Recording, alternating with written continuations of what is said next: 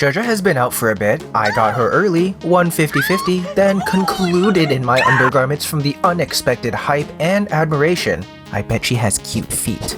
Anywho, Zhezhi is splitting consensus on whether or not you should pull for her. I think there's a bit more to consider than just a simple skip or not, and I think most guides may be overlooking some important aspects of her. I want to give my quick 2 cents from a different perspective.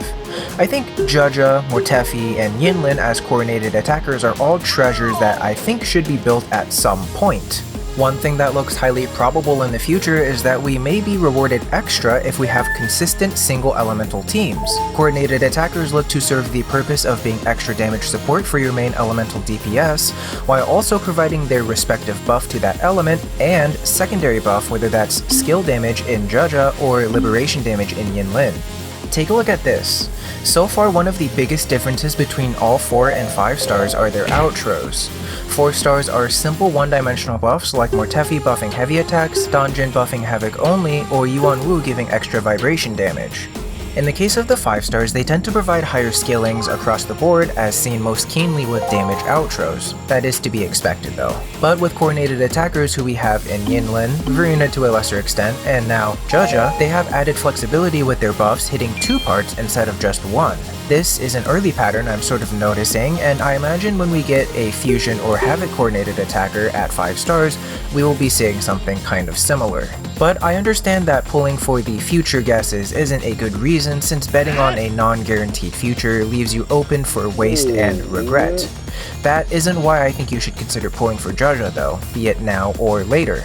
I think she has some great and unique qualities. For one, she has one of the longest coordinated attack durations, with her liberation offering up an almost 100% uptime of coordinated attacks. It can also be placed with ease and stay centered on you, which is great since that means your time on her is significantly shorter compared to someone like Yinlin. By the way, her liberation animation does time stop, so you don't need to worry about the timer as much in that regard. It's a seemingly small thing, but every second does count if you're struggling. Her playstyle is easy and, at least for me, long enough where I can build energy, do decent damage, and then swap off to Changli for skill amplification and off-field damage. Zhezhi, as I mentioned before, is a type of unit that seems to double as extra damage support, but just like Yinlin, you can build into their personal damage more so they can hit harder.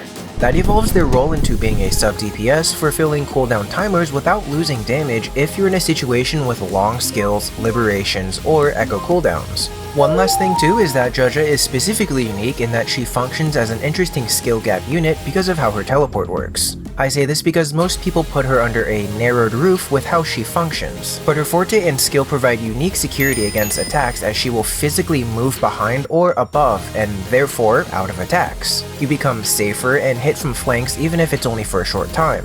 Not everyone will think to use her like that though, so this unique idea is up to your discretion. But if you play it right, you could have a full power team with little to no healing or shielding, as she would function as your, let's say, dodge tank. But it puts more stress on you, the player, if you decide to do this. She also is the only unit to give back mid-air dodges for each time she teleports, so I can imagine there's more unique things buried under that too.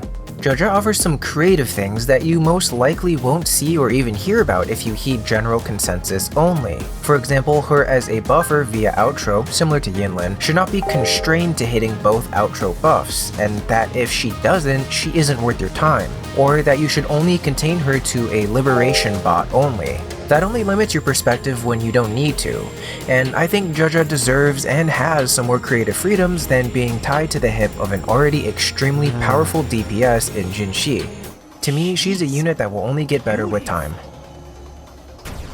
Anywho, I'm loving her in more ways than one, and God, I hope she gets a fucking barefoot skin. How are you liking her? Or not liking her? Do you have plans to pick her up later, or will she be forever grayed out? In any case, I appreciate you, thank you for letting me take your time, and be safe out there.